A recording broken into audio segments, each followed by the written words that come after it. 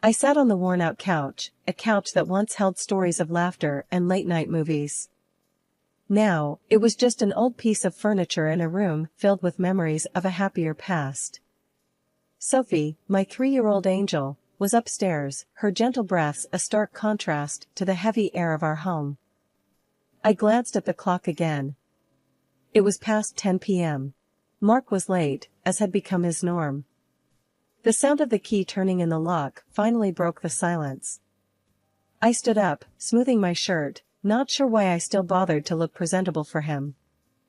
"Mark," I called out as he stepped in, looking more a stranger than the man I married. "You're late." He didn't meet my eyes, just grunted a response. "Work. It's always work."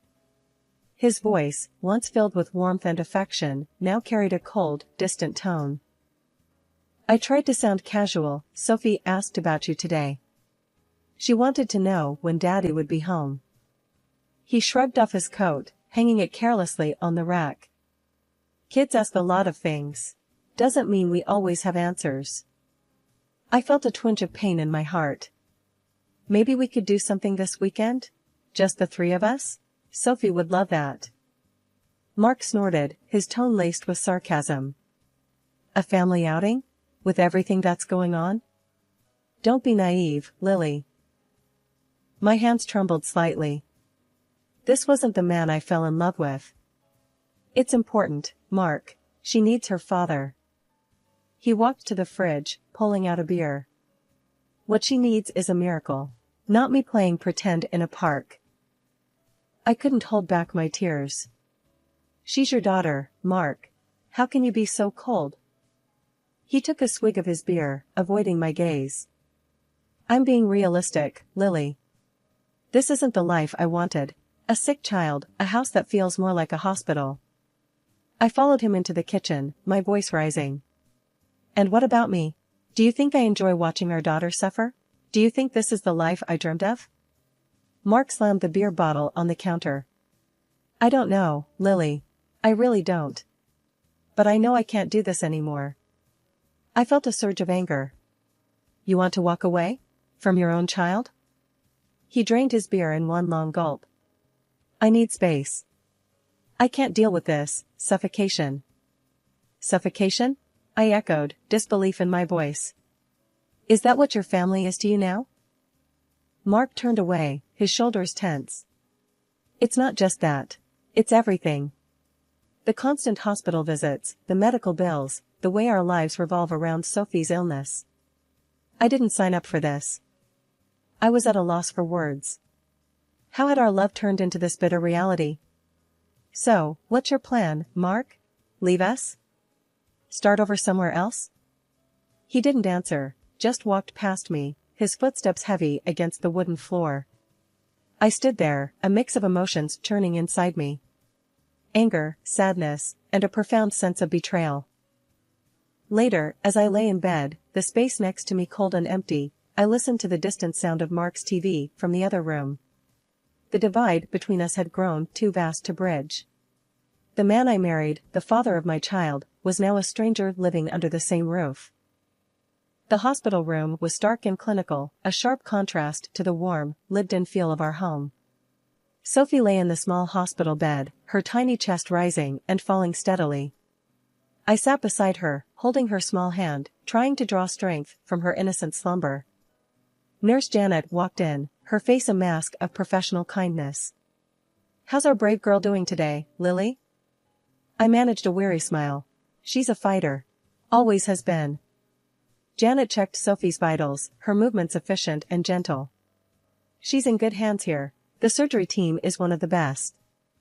I nodded, my throat tight with unspoken fears. "I know. I just wish Mark could be here more. She keeps asking for him." Janet gave me a sympathetic look. "Fathers often find it hard to cope with these situations. But you're doing an amazing job." I sighed, feeling the weight of loneliness. "It's hard doing it alone, you know? He's just not the same anymore." As if on cue, Mark walked in, his arrival less comforting than I had hoped. He glanced at Sophie and then at me, his expression unreadable. "How is she?" The The same, I replied, trying to keep my voice steady. He fiddled with his phone, avoiding eye contact. I can't stay long. Work's crazy. I felt a flash of anger. Work, right. Because that's what's important right now. Mark looked up, his eyes cold. What do you want from me, Lily? To sit here and watch her sleep? I bit back a sharp retort, focusing on Sophie instead. She asked for you today, Mark. She misses her dad. He shrugged, his detachment like a physical barrier. I'm here, aren't I? Before I could respond, Sophie stirred, her little voice weak, but clear. Daddy? Mark's face softened momentarily as he moved closer to her. Hey, princess. Daddy's here. Sophie smiled faintly, reaching out for him. Stay with me, Daddy? I watched, a mix of hope and sorrow in my heart. Mark hesitated, then sat on the edge of the bed. I can't stay long, Sophie. Daddy has to work. Her smile faded, a look of understanding far beyond her years in her eyes. It's okay, Daddy. I love you. Mark forced a smile, patting her hand. I love you too, kiddo. As he stood to leave, I felt a surge of resentment. She needs you, Mark. We need you. He paused, his back to us. I'm doing what I can, Lily. But his words rang hollow in the sterile room. I watched him leave, a familiar sense of abandonment settling over me. Sophie's hand gripped mine, her small presence a reminder of the fight ahead of us. The room fell silent again, save for the beeping of the monitors. I leaned closer to Sophie, whispering promises of better days. Promises I wasn't sure I could keep. But in that moment, all I had was hope and the unwavering love for my daughter. The silence in the room was broken by a call from my friend Lisa, who worked as a realtor for a local company. I sat in the dimly lit hospital cafeteria, clutching a lukewarm cup of coffee. My mind was a whirlwind of betrayal and shock after Lisa's call. Mark was selling our house, our home. Anger and disbelief swirled within me, fueling a determination I hadn't felt in months. Lisa slid into the seat across from me, her expression a mix of concern and anger. I can't believe he's doing this, Lily. Selling your house while you're here, with Sophie. I took a deep breath, trying to steady my shaking hands. I need you to delay the sale, Lisa. Buy me some time. Lisa nodded, her eyes hard. I'll do what I can, but we don't have much time. He's pushing for a quick sale. I leaned forward, my voice low and firm. I won't let him get away with this. He thinks he can just steal my house and run off with whoever she is? Lisa reached out, her hand gripping mine. Do you have a plan? A plan. The word echoed in my mind. I had been reactive for too long, letting life and Mark's indifference dictate my days. But not anymore. I'm going to fight back. I'll start by talking to a lawyer. There has to be a way to stop this. Lisa's expression shifted to one of support. Good. You fight this, Lily. And I'm here, every step of the way. I nodded, feeling a spark of resolve. And I'll need to gather evidence. Proof of his betrayal, the fraud. Anything that can help my case. Let's start with the house sale, Lisa suggested. I'll dig up everything I can on the buyer, the deal, anything out of the ordinary. I sipped my coffee, its bitterness mirroring my mood. I can't believe he's doing this to me, to Sophie. After everything we've been through. Lisa's hand tightened around mine. He's a coward, Lily. And he's going to regret underestimating you. I stood up, my resolve strengthening. He's going to pay for this, Lisa. He's going to pay for hurting my daughter, for trying to take away our home. I'll make sure of it. Lisa stood with me, her eyes fierce. Let's do this, Lily. Let's show him he picked the wrong woman to mess with. Hidden from view, I stood just outside the realtor's office, my heart racing. Through the slightly ajar door, I could hear the voices inside. Mark was there, his tone smooth and confident as he spoke to the potential buyers. And she was there too, his mistress, her laughter tinkling like a bell, completely oblivious to the storm she was a part of. I watched as Mark handed over a stack of papers to the buyers. His charm was on full display, the same charm that had once swept me off my feet. "This is a fantastic opportunity," he was saying. "A beautiful house, great location, you're getting a steal." The buyers, a middle-aged couple, nodded, their expressions a mix of eagerness and caution. The wife leafed through the documents, her husband leaning over to look. "It all seems in order," she murmured. Mark's mistress, a young woman with bright red lipstick, laughed and leaned closer to Mark. "Told you it would be easy," she whispered, loud enough for me to hear.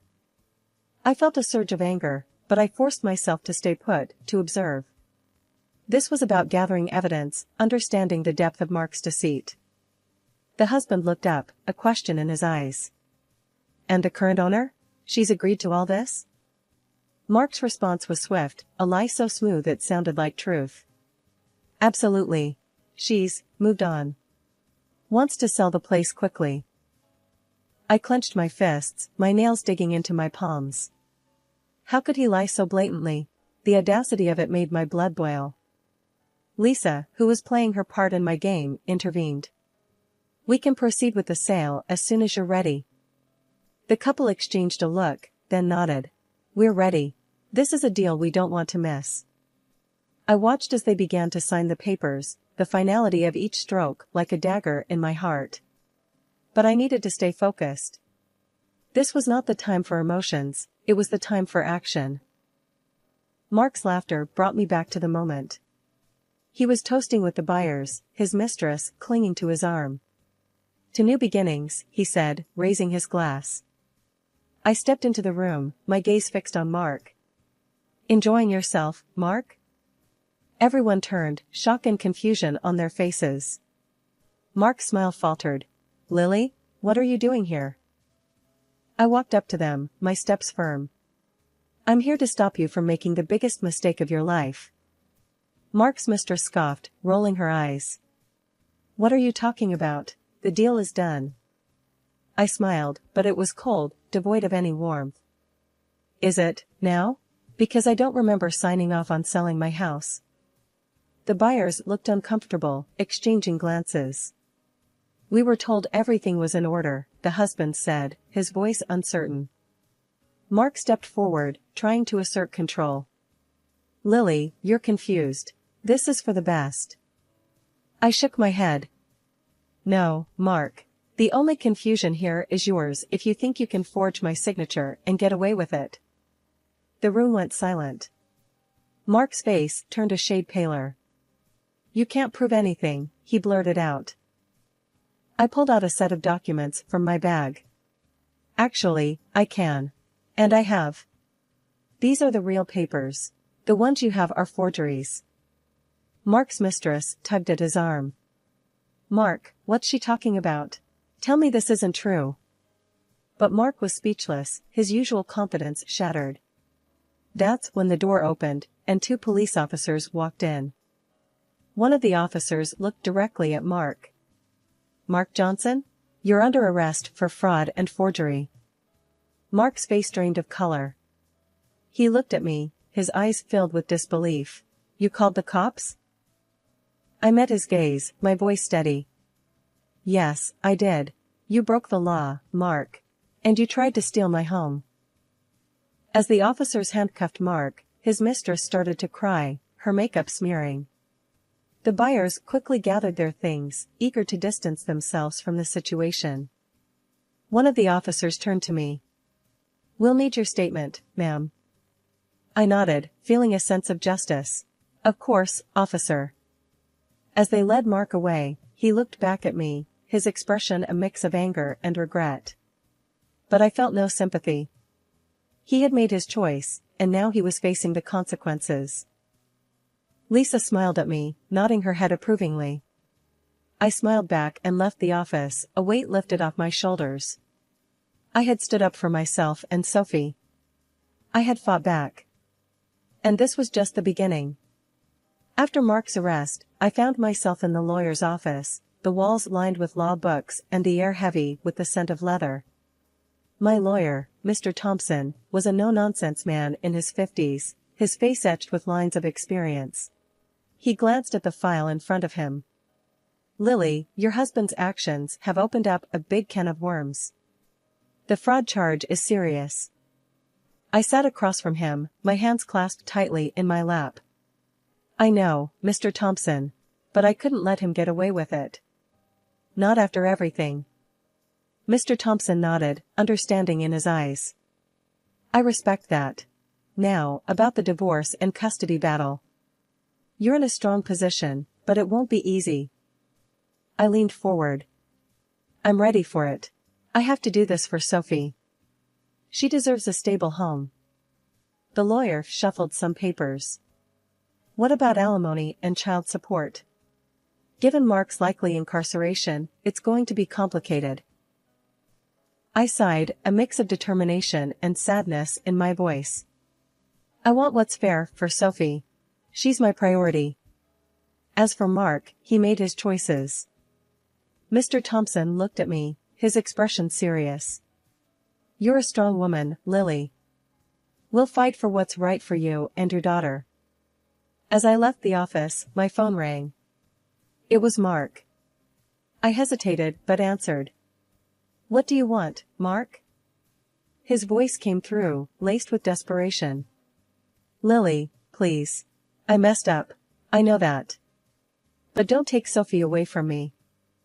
I stopped in my tracks, anger rising. You thought about Sophie when you tried to sell our house? When you spent your days with that woman? He was silent for a moment. I lost my way. But I'm her father, Lily. I love her. I clenched my phone tighter.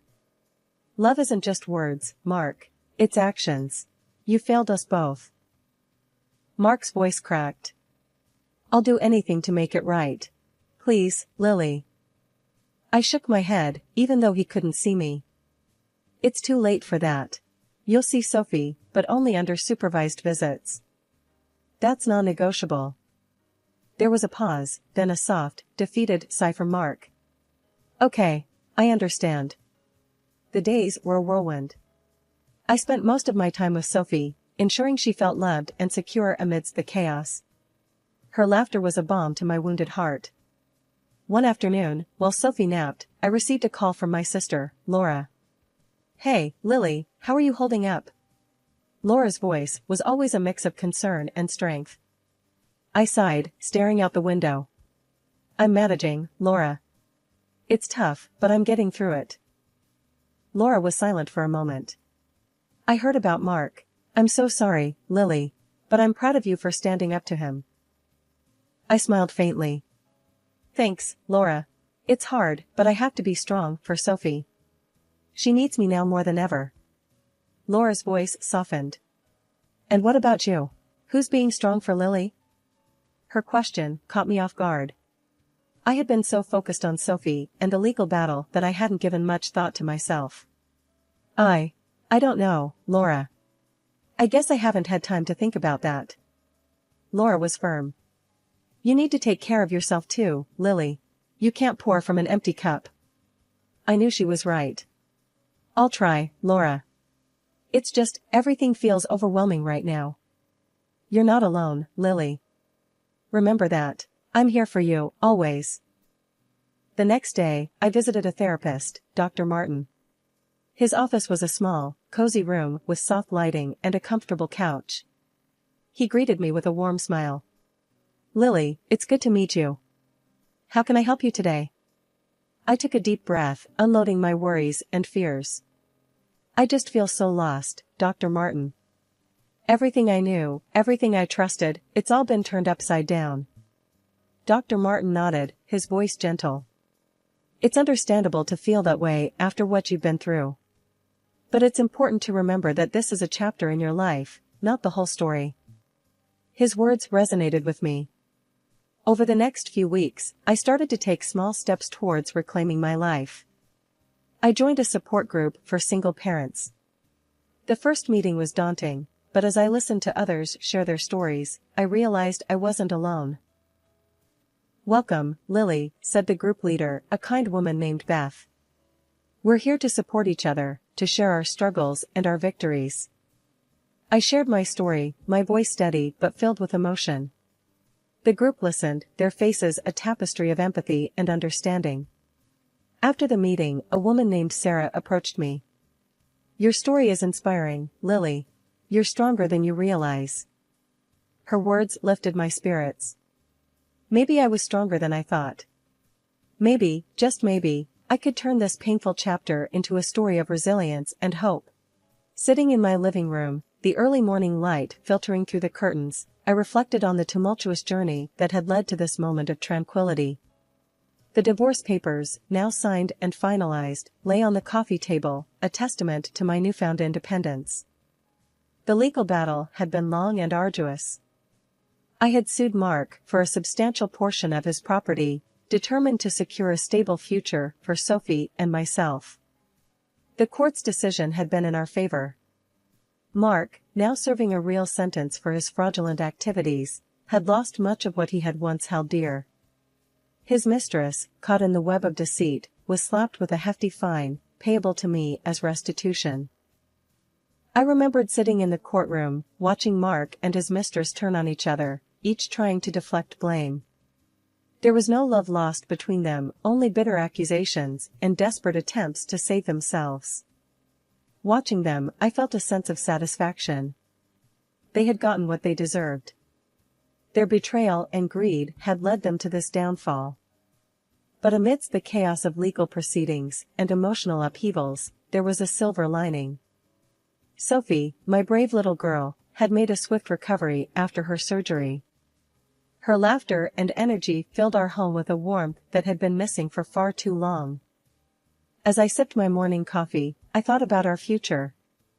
It was a future I had fought hard for, a future that seemed bright and promising. Sophie was my priority, my beacon of hope. Together, we had weathered a storm and emerged stronger. I glanced at the pictures on the mantel, images of Sophie and me at the park, at the zoo, smiling and carefree. They were more than just photographs, they were reminders of our resilience, our ability to find joy amidst adversity. Sophie bounded into the room, her hair a tousled mess, her eyes bright with excitement. "Mommy, are we going to the park today?" I smiled, my heart swelling with love. "Yes, sweetheart. We're going to have a great day." She clapped her hands, her laughter echoing through the room. "Yay! I love the park." As I watched her play, I realized that this was what mattered the most. The struggles, the pain, and the betrayal were behind us. What lay ahead was a path of healing and new adventures.